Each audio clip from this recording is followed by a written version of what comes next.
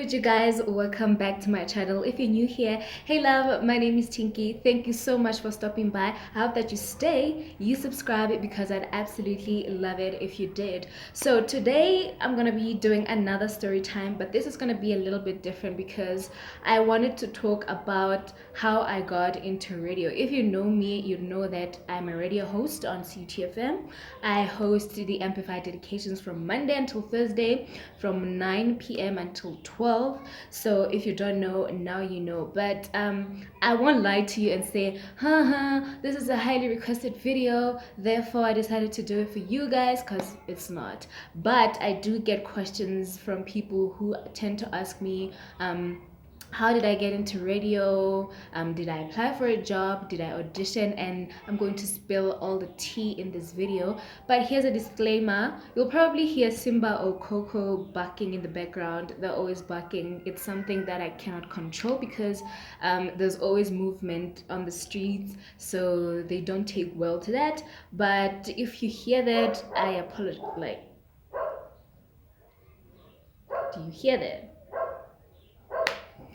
I've been sitting here for minutes trying to wait for him to stop barking, but Simba won't just stop barking. So I apologize if it irritates you. I'm really sorry. I'll try my best. But I just wanted to do a video that's not going to require me to edit. And we'll get there. We'll get there. But there is a video that I'm doing that is not going to require me to, like, that's going to be edited. So I think I found somebody who's going to help me with editing videos and stuff like that. Anyway, I wanted to incorporate the whole story time with law of attraction. I was watching Jessica Van Heerden. She is a content creator on YouTube as well. She's one of my favorite South African YouTubers, and she was talking about how she asked for the life that she's living right now. So it really resonated with me, the whole story of law of attraction, because it happened to me as well, and I believe strongly in it. I was even talking about it on Facebook the other day and telling people about law of attraction and stuff like that, you know, trying to inspire people. And I thought I might as well do a story time and talk about it so that you guys can understand the whole story behind being a radio host and law of attraction. So if you want to know how I got into radio, and if you want to know about my story, grab your coffee, grab your tea. I have mine over here. Join me, and let's get cracking. Okay, so before I talk about the audition and stuff, I just want to say, you know, there was a point last year, November, December, where I was in a dark and deep place in my life because I was a student then, I still am now. And you know, I didn't do well at school, at least the way I wanted to perform.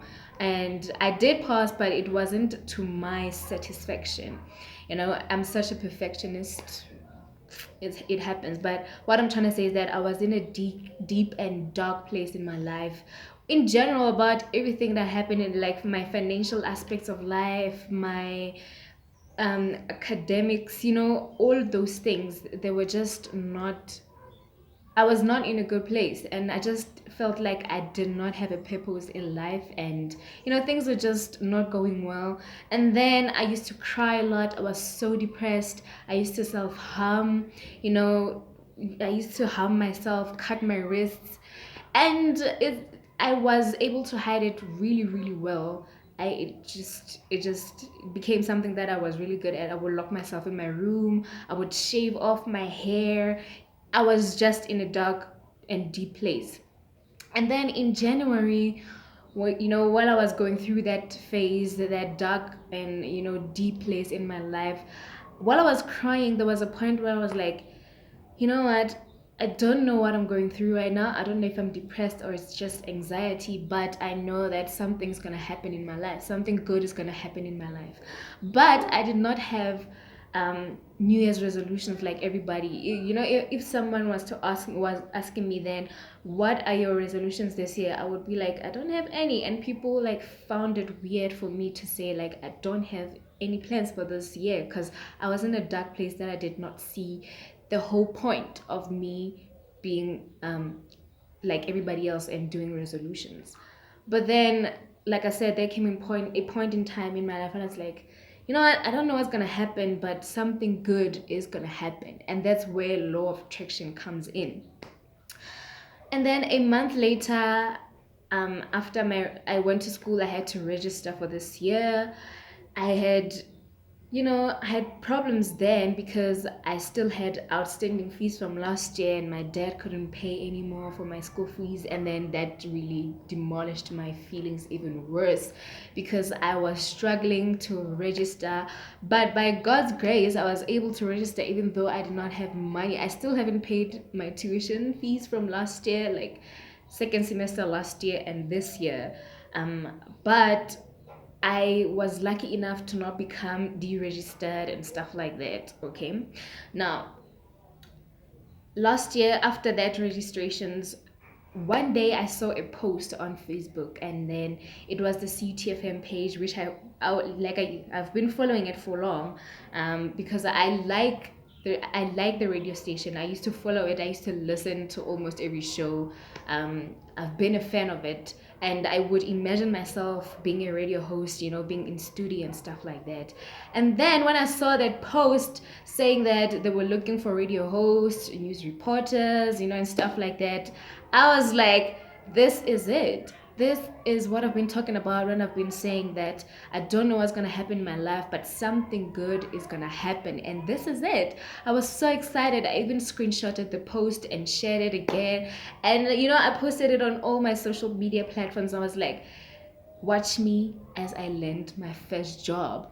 And I'm normally the person who doesn't tell my mom things, until they happen, until I like, I don't like counting my chickens before they hatch. No, I'm this person who likes to wait for things to happen and then I'll tell my mother. But that time I was like, Mom, CUT is looking for radio hosts and I'm going to audition and I'm going to do it.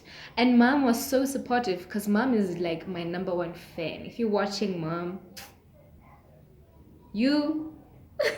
But anyway, yeah, she was like, I support you 100%. You can go and audition, because Mom used to say, like, it's either you're going to be on TV, you're going to be somewhere in the entertainment industry. And I didn't believe it until that time when I auditioned. But yeah, I posted it and said, watch me as I land my first job. And I did. But I waited for the auditions. The auditions were on Friday, Saturday, and Sunday. It was sometime in February, but I don't remember the date exactly. But then, yeah, there came a point. I auditioned on Saturday, not Friday, not Saturday, because I wanted to be prepared. But a friend of mine went on Friday, and then I decided to go on a Saturday.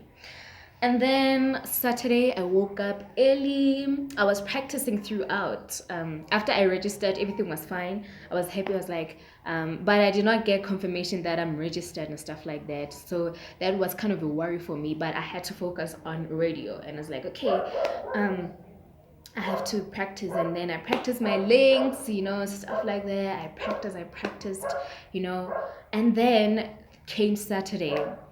My mom gave me pocket money. She was like, here's the pocket money, here's your transport money, good luck. And I was like, thank you, Mom. I remember that time she was busy sweeping outside, in the front yard, and she was like, in the morning, early in the morning. I left at like 6:30. It was summer then. I was looking on point. I made sure that my hair, makeup on point. I wanted to look presentable because I believe like you have to treat yourself as a brand. Therefore, I wanted the panel to see me and see like a brand. So it wasn't just like, okay, I'm gonna wake up and go audition. It wasn't like that for me. I had to like prepare. That's how I wanted to approach the entire thing, and that's what I did. So I got there at like 7 because my friend who went on Friday cautioned me, and she was like, you better go there early because the lines are going to be long, which I knew because auditions are like that. So I got there. I was probably like the 10th person to arrive. And then we got there, and then there was a lady, I don't know, I forgot her name, and she was like, hi guys, thank you so much for coming. Would like you to sign it was like an attendance register of some sort, I don't know. But that's where you write your name, your number, and what are you going to audition for. So like, we wrote that, and then apparently there were people who came in on Friday, and I don't know, they left before they could audition, so they had to let them audition first, and then they will let us audition, the ones who came on Saturday, which was like, why did you leave in the first place? I mean, come on, bruh, you know. But I was like, okay, cool. We shall wait for you. And then we waited for them to audition. I think there were like probably 10 people who like left on Friday and came back to audition on Saturday. So we waited for them. While we were waiting, there was this guy. He was older than most of us, yeah, who came to audition. So he was like, I think from what he says, he has a lot of experience in this radio thingy, you know. And he was talking about how he used to work for a radio station. I think it's Josie FM or something, you know, and talking about it, how the radio is and stuff like that. And I was like, okay, he was talking like somebody who did not need to audition for CUT. Like it's like he knew that he was gonna get it. He was gonna go in there audition, and he knows that he's gonna get the gig. So I started feeling like, oh my god, I don't like this at all, because I'm up against a guy who has experience. You know, I started beating myself up about it and feeling demotivated and stuff. I even had to, like, you know what, I'm gonna get away from this guy, because he keeps on talking about how he even said he has a contract with a certain radio station, which I don't want to mention, because he said, like, yeah, he has a contract to sign and then stuff like that. And in my mind, I'm like, why are you here if you already have a job at a national radio station? You get what I'm saying? Why are you here at a community radio station, bruh? Like, come on, come on, come on. But anyway, like I said, I had to get off him. I'm like, ugh, he's so full of himself. He's just gonna make me feel bad. Like, he's gonna ruin my audition. Okay, so I better get off him.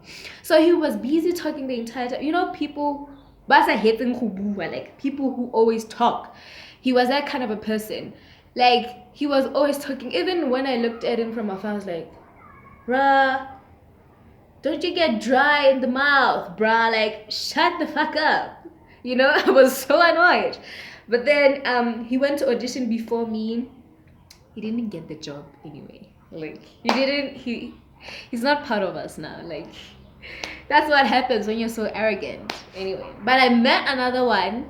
Apparently, his mother is a lecturer at CUT. So Liane, he was talking as if he doesn't need the gig. He was like, you know, I've just graduated and now I don't know what to do. I was in Joburg. I think he wanted to be famous, and then, you know, these things don't work, bruh. Especially if you go and you're like in a hurry, they don't work instantly. So I think he was in Joburg, and then he came here, and then he said he was looking for something to do, like a hobby, so he thought to audition. In fact, he doesn't really need to audition because his mother works here, so the mother is well known with the manager of the radio station. So what he's implying is that he is gonna get the gig whether he auditions or not. That's what he implied, and turns out he didn't get it as well, bruh. Life will show you flames, baba. So they both did not get it. I learned that, you know, when we were announced and everything. And then it's time for me to audition. I think I was for probably the 10th person to audition. And then, but before that, I couldn't hear him because they call your names according to the thingy that you signed. So I didn't hear my name, and I tell this guy who is from Joburg, that I didn't hear my name being called, and it's probably the 11th person that is going to audition or something. And it's like, nah, man, I can put you in the queue and then you can just go, okay? I'm like, okay, cool. Because I do want to audition out, and I've been here. By that time, it was probably 10 o'clock, and I've been there, and my initial plan was not to stay there for long, was just to audition, because I estimated by 10 I should be done, you know, I should be out of here. I had other plans for the day. So okay, it was time for me to go audition. So was I nervous? No, I wasn't nervous at all. I was anxious, yes. There was a little jittery feeling that was going on. You know what? I'm going to audition, and this is actually serious. But I was really confident in myself. I knew that I was gonna get it. I knew that I was gonna get in there and kill it, and that's how I did it. That's exactly what I did. So I got in there. So when they were, before I got in there, when people who auditions like were who were auditioning were getting out, they were like, yo bruh, dan sakara, yo, they were like, yo, it's nerve-wracking. I think they were doing that just to make us feel better about ourselves. But I was like, re tla bona pele. If ever it's scary, I'll have to experience it in order to know or no it's gonna kushubile gada. Okay, sharp.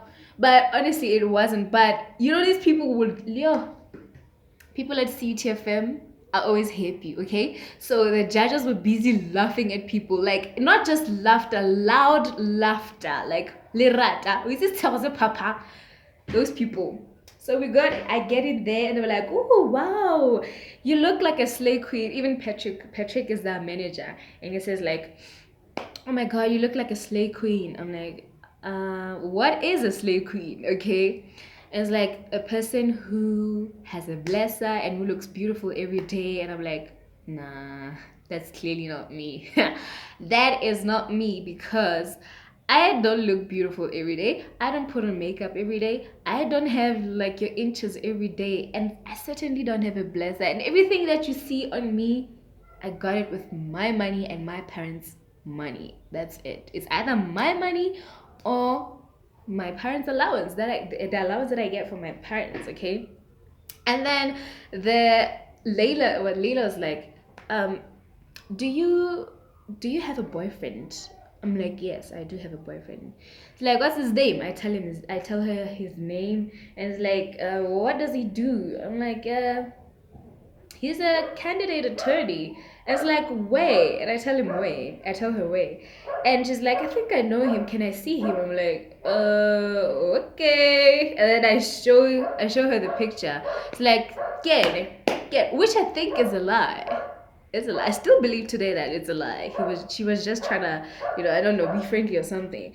And like, okay, I think she was trying to, cause judges tend to make you like calm down if ever they see that you're nervous, which I was not, but I guess they were trying to make conversation, trying to make you settle down before you actually audition. So I'm like, we were talking, I'm sure we chatted for like 5 minutes before I could audition, and I was the one who was like, can I audition now? They were like, oh yeah, you can audition.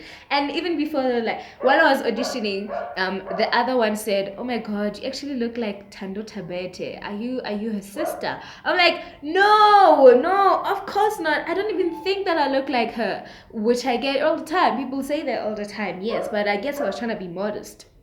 I was like, can I audition? They were like, okay, yeah, go on. I'm like, they were like, okay, what's your name? That's when they asked me, what is your name? I'm like, Bichoko Sikeko. And then they look at me, I was like, oh, you're gonna host? I'm like, yeah, because on the paper I wrote that I can do them all in Sesotho, Afrikaans, and English. And they were like, so you're indecisive, you don't know what you want to do. I'm like, no, I know, I can do them all, and you just have to pick one, and then I'll do a link in one of them.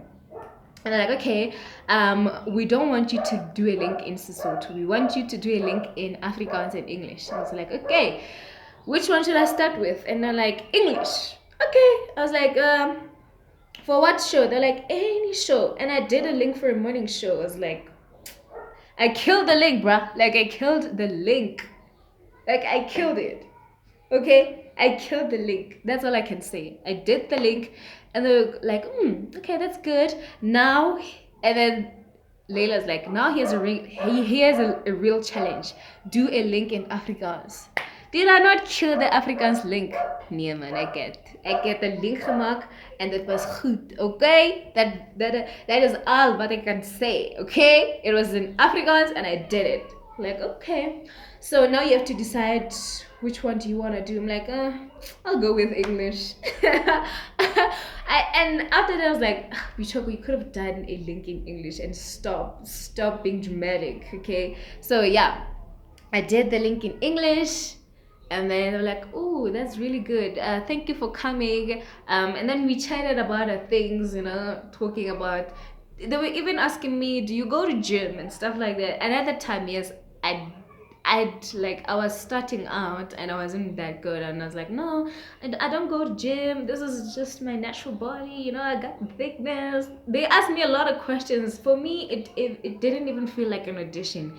It felt like I was sitting with people whom I knew, and we were just having a normal conversation. It was just like that for me. Hence, I say like I wasn't nervous, and I was just didn't understand why people are so nervous when they got out there. But I guess we're all different and we experience things in different ways. Mm.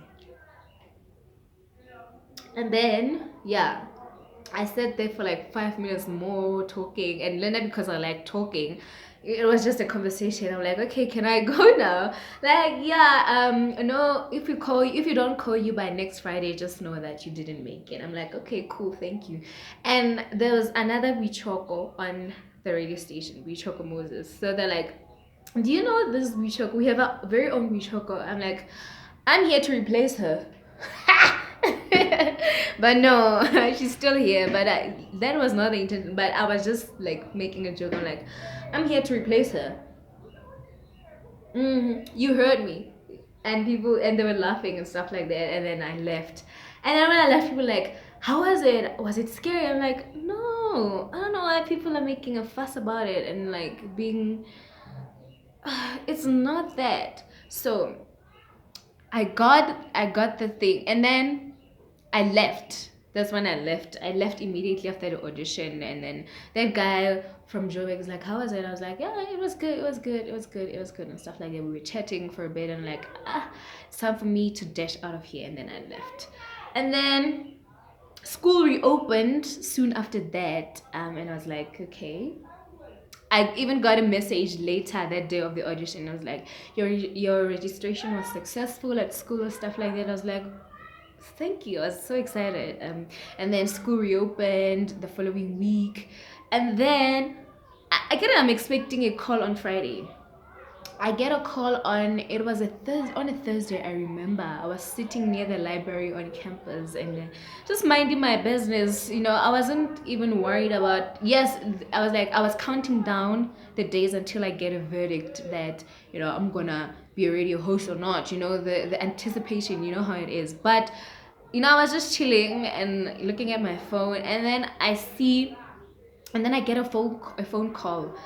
The numbers are 051. They're written Bloemfontein Annual North. And I'm like, I thought it was an insurance company because they tend to like call me and stuff like that. And I answered the phone. I was like, hello? Like, hi, is this Mishok? I'm like, yeah. I'm like, how you doing, girl? I'm very good, and you? And I'm like, who's this? And we talk, it's like we greet each other and stuff like that. And she's like, I'm calling from CUTFM, and I just wanted to let you know that you've made it, girl. I'm like, bitch, tell me you're lying to me right now. Like, tell me that you're kidding. Like, please tell me that you're kidding right now. She's like, no, I'm not kidding. I'm like, oh my god, you've just made my day. You've just made my day. Thank you so much. And she's like, yeah. Make sure that you come. I think they said on Saturday, yeah. Make sure that you're here on Saturday so that we can start with the induction and stuff like that, and training and stuff like that. I was like, okay, girl, I'll be there. And I was so excited my day lit up. My day, like, I even went back to social media. I was like, the post that I made about, like, when I said watch me as I land my first job, I landed that first job. And people were like, congratulations and whatnot. The whole day I was answering messages, getting phone calls. People like, oh my god, you did really say that you were gonna get it, and you got it. I was like, yes, bitch, I got the job. I got it. And I was super excited. And then I came back home, told my mom. Mom was excited. She was like, oh my god, I'm so proud of you. I knew you were gonna get it. And even she was even asking me after, like, the day when I auditioned that night. She's like, how was the audition? I was telling her everything. She was like, I knew you were gonna get it and stuff like that. And then There came training was like for, I think it was for like a month or 2 month and a half, I don't remember, but we went under training. They were teaching us how to operate the desk, how to how to do links, what to do when, how to play an ad, how to play the system, depending on the show. And then they separated us into different shows. And then I was doing, it took a while before I got a show. Really took a while, because remember, there were old people who were like the old presenters, and then they had to leave, they had to reshuffle people and put them in different shows and stuff like that. So I was particularly in The Jump, that show, The Jump. The Jump is a show that airs on Saturday midnight and Sunday midnight. So 2 days in a week, on Saturday and on Sunday. So that show is specifically for people who are busy during the week and can't really do everyday shows. I got excited. They would pair us. We did it in pairs. I would normally do it on a Saturday. Yeah, Saturday at midnight and stuff like that. I was super excited. It wasn't easy doing that first show. I was with Bobs, I remember, but Bobs is just a bubbly person. She's like amazing to work with. But unfortunately, I got to work with her only once, and that was it. So I would do it probably in a month. I would do it probably once or twice if I'm lucky, because we were rotating and there was just a lot of us, and stuff like that. And then I think by my third, y'all are making noise. I think by my third or fourth show, I got bored. Like, I got bored. I was like, okay. I think it was because I was getting comfortable. I did not, like, the show did not challenge me. Yes, it was at night, but normally at that time, people are sleeping, and, you probably have 10 people who are listening to you. The engagement wasn't flowing. So for me, it was like, boring. You get what I'm saying? And then there was a point where I got to do the show multiple times. Sometimes I would fill in for somebody who, I would try to grab every opportunity. Sometimes I would try, wow, Simba, you're making noise. Yo, huh. I would do the show like multiple times. Sometimes I would fill in for somebody who did not arrive. Sometimes I would sometimes I would fill in for someone. Sometimes it was just the roster, the schedule was moving too fast, But not that I was complaining. It's just that it became fast at some point, and then I was getting bored and stuff like that. I was like, so boring. And then my initial, when you in life in general, you have to have an aim, like a goal, like this is where I want to go. For me, when I got into CUT, the initial goal was like, is either I'm gonna do the Party Capital, the Wrap Up, or Amplified Dedications. Okay, 3, it was either gonna be the Wrap Up, the Party Capital, or Amplified Dedications. Those were the shows that I was aiming at, And I was like, I want to do one of these shows, because those were the shows I would listen to a lot. Oh, and also CUT FM Top 40. Yeah, those 4 shows. Those were the shows I was aiming at. But I went to The Jump because of my schedule. I was a student, I was busy then, so it was impossible for me to do a show during the week. But then, yeah, like I said, I got comfortable, I got bored and stuff like that. And then Bonolo, who was doing Amplified Dedication, had to leave. I don't know why. It doesn't really matter. But yeah, she had to leave and stuff like that. She was doing Amplified Dedications, so she had to leave. It was like, dun dun dun. Here's an opportunity. And then Patrick, the manager, was like, we're looking for a host for Amplified. So if you're interested, please inbox me privately. I was like,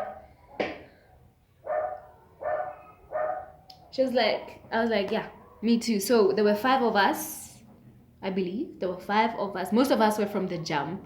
And then 4 of us were from The Jump. One was from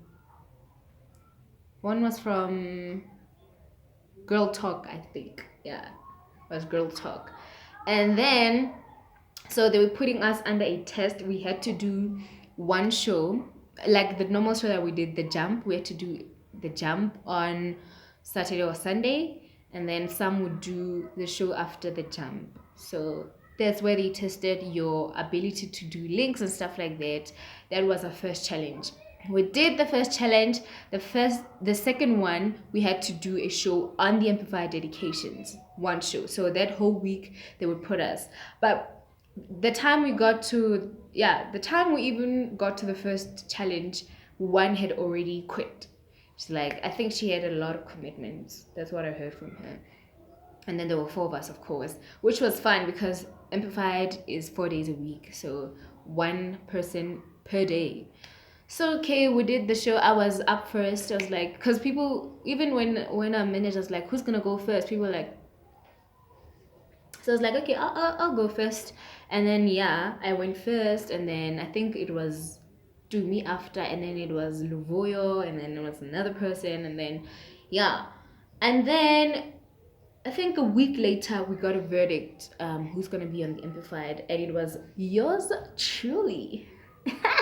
Yours truly was on amplified dedication. I was so excited because before that I just did a lot. I saw like I did a lot of shows. I did a lot of shows, and people were postponing. I was taking each and every opportunity that got to me, and I was like, I'm gonna grab everything. I'm gonna go in full force. I was like, I'm gonna go in with all my being, and I went in there. And then when I got amplified, I was like, it was meant to be because the work that I was putting in was really evident. It was showing itself. I was in this thing with all my mind, my heart, my body, my soul. So I was bound to get it. I was super excited. I even told mom, I was like, yeah, girl, my mom is such a super fan. She's like, ma, she's such a super fan. And she was like, I knew you'd get this. And then I got it. Wow. And then I did amplified education. Even today I'm still doing it, and I want to stay in the show because I like it. I'm growing into it. I'm not yet perfect. I think I'll never be perfect. Every day is a learning curve for me. I keep learning new things all the time, and I'm doing the show as best as I can. I went in there. What I love about myself is that when I got in there, it wasn't perfect for me. I did not go there thinking like I have to be like Batukada, or I have to be like Tando Tabet, or I have to be like Lerato Khanyago or Dineo Ranaka, or you're perfect like the radio hosts that are killing it in the industry. For me, it wasn't like that. I did not go in there thinking that I have to resonate them and be like them. I went in there because I wanted to be Tinky. You get what I'm saying? I wanted to be me. So I think that's one of the things that really helped me. And I think the question now is, what did law of attraction have to do with all of these things? Law of attraction is basically what you say, whether it's positive or negative, it is gonna happen. If you say something negative, you're gonna attract that kind of negativity. If you attract positive vibes, you are like, if you say something positive, you are gonna attract those positive vibes.